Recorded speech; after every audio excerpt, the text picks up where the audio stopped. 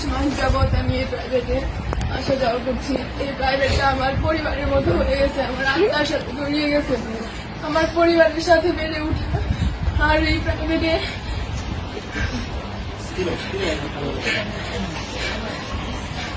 প্রাইভেটটাকে আমার পরিবারের চাইতে কোনো অংশে কম মনে হয়নি। এই প্রাইভেটের প্রত্যেকটা মানুষ আমার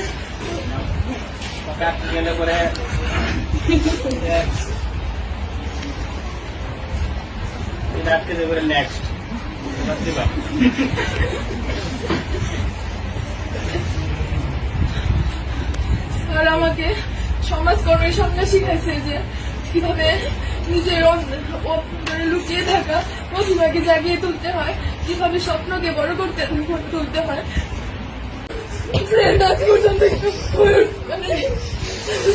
আমি ক্লাসের মধ্যে অনেক কথা কামনা দিতাম যাতে অনেকেই বিরক্ত